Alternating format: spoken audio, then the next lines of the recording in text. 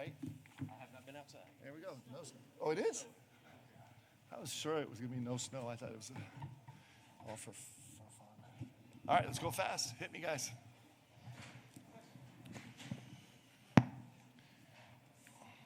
Coach, at the beginning of the game and throughout the first half, it wasn't pretty on offense. Yeah. Through SEC play, you guys were actually leading the conference in three-point percentage. Mm-hmm.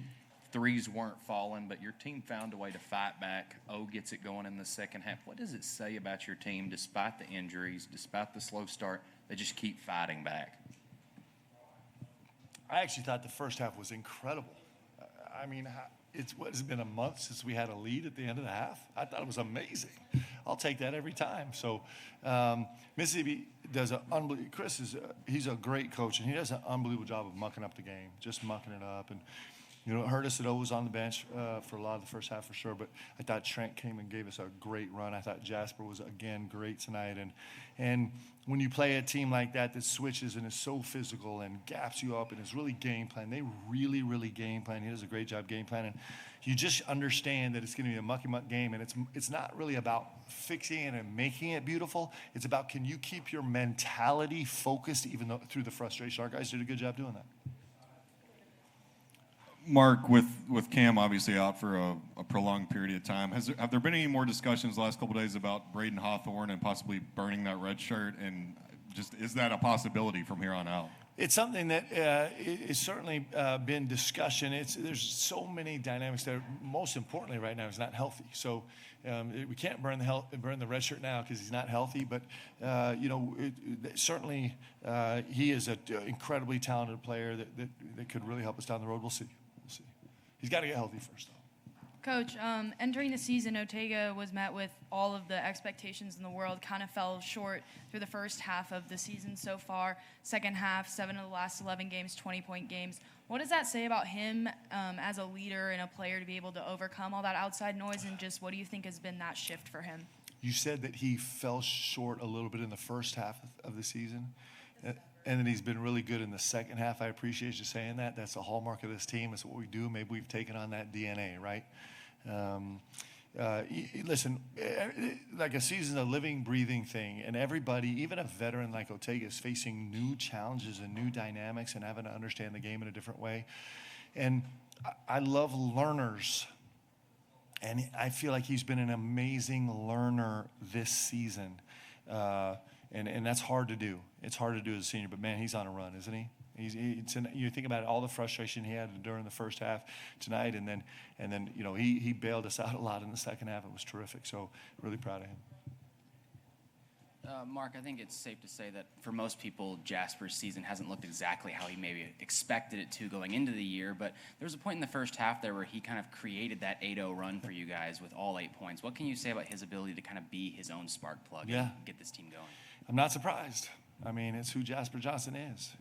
He's, you know, we keep saying it like he's coming, and he's getting better and better and better, and he's, you know, sometimes we, I guess that's what we have to do as fans. We have to make a permanent evaluation on something in a moment. It's fun sometimes to see commentary on, like, for us, especially down the last month, to see the commentary on the first half of our games and then the second half. Because as a fan, like, whatever just happened right now is like eternal. And you make all your judgment based on what happened right now. And as coaches, we have this beautiful opportunity to chart the growth. And actually, that's what I love about this game. And Jasper's in it, man. You know, I'm so proud of him. I say it every single game. He's playing more and more and more and playing better and better and better and getting more and more and more confident. He's making some mistakes, but he's learning from them. And he's a really talented player. And we're you know, he's on his way. And so, you know, Shea Gilgeous-Alexander didn't start his first 10 games of his freshman season. He actually turned out to be a really good player. Shame on those people that game 7 were like, he's no good, because they're wrong. And so, you know, Jasper is got a huge future in this game.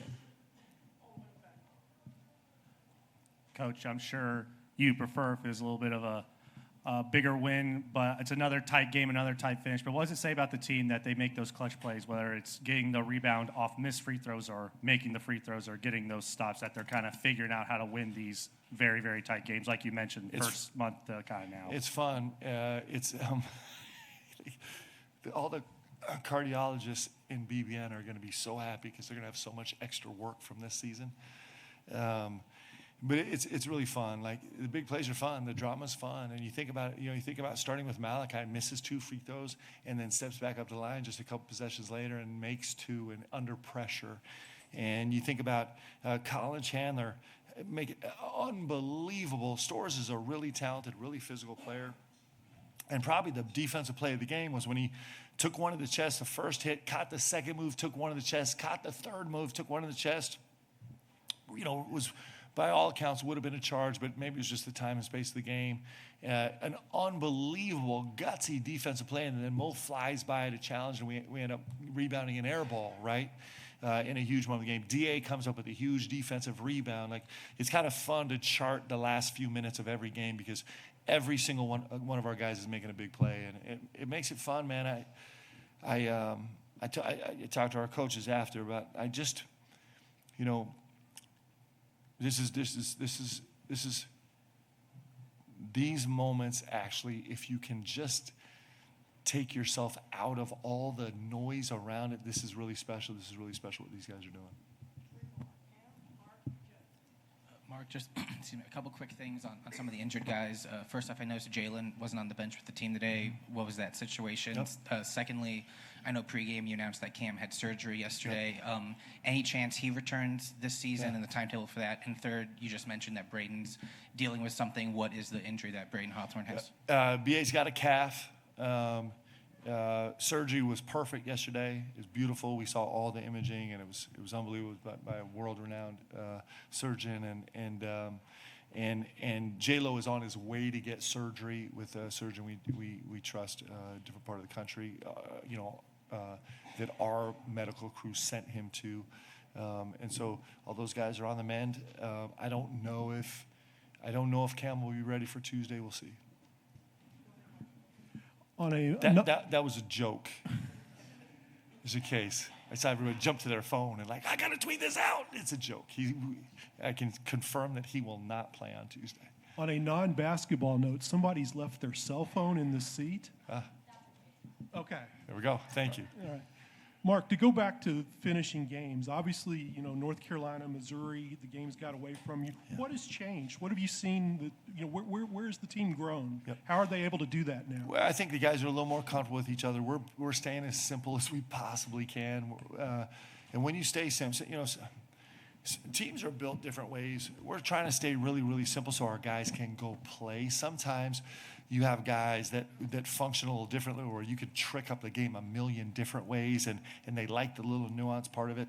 Our team is actually a playmaking team, and so we managed to do it on offense and defense. It seems like we're winning a lot of close games right now, which has been really fun. But it's our players are just stepping up and making big plays, like the 3 I categorized, and then there's 10 more that were really important plays down the stretch.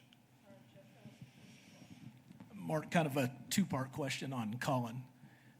What were you thinking when he took that long 3 right in front of you? Probably. I was yelling, "Shoot it!" It's what we do, and he's an elite level shooter, and he loves that little step back. And Colin is interesting. He loves the moment. He wants it. He wants the moment.